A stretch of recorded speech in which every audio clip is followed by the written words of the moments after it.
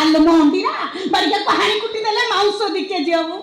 ସକାଳେ ବାହାରି ଯାଉଛି ସେ ଫଟି ବୁଳାଇ ଦେଇକି ଚାଲେ ମୋ ଫଟିଲାରେ କିଛି କହିବୁନି ୟାକୁ ଯିଏ ପିଏ ସେ ସିଂହ ତୁ ସିଂହ ଭଳିଆ ଦେଖାଯାଉଛି ଯୋଉ ତ ଖାଇବାକୁ ଯାଉଛୁ ହାଲ ମୋ ଗାଈ ଏ ଚୁଡ଼ାକୁ ପିଆଜ କଣ ପିଆଜ ହେଇ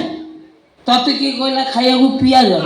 କଣ ପିଆଜ କିଲୋ କେତେ ନାହିଁ ଜାଣି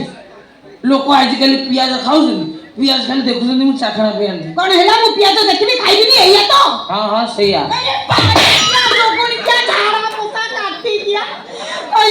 ପିଆଜ ଦେଖିବି ଖାଇବିନି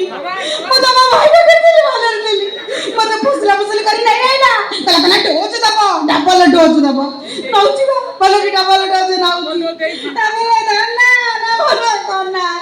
ମୁଁ ମାଛ ଭାଇ ପକେଇଥିଲି ମୋ ଦାନାରେ କମ କରିନଥିଲେ କି ମୋ କନାରେ କମ ତୁ ବା ବାଛା ଭାଇ ପାଖରେ ମୋର ଅଭାବ ପଡିଛି ବୋଲି ମୁଁ ସିନା ତୋ ଦାନାରେ ଟିକେ କମ୍ପ୍ରମାଇଜ କରିଛି କିନ୍ତୁ ତୋ କନାରେ କଣ କରୁଛୁ କନାରେ ତୋ କନାରେ କେବେ କମ୍ପ୍ରମାଇଜ କରିଛି ତୁ ମୋ ହାର୍ଟକୁ ଚୋଟ ପହଞ୍ଚିଲା ଭଳିଆ କଥାବାର୍ତ୍ତା କରୁଛୁ ମୋ ଛାତି ଫାଟି ଯାଉଛି ବାଡ଼ିକା ତୋର ଆଉ କିଛି ଫାଟୁନି ଛାତି ଫାଟି ଯାଉଛି ମୋର ଫାଟିକିରି ନେଲା ଫାଟିଗଲି ତୋ ହାତୀ ବାରକା ଦେହକୁ କନା ଦେବା ପାଇଁ ହେଲେ ମିନିମମ୍ 300 ରୁ 350 ମୋ ପାଖରେ ଚାଖଣା ଖାଇବାକୁ ପଇସା ନାହିଁ ମୁଁ ତୋତେ ପୁରାଇଲି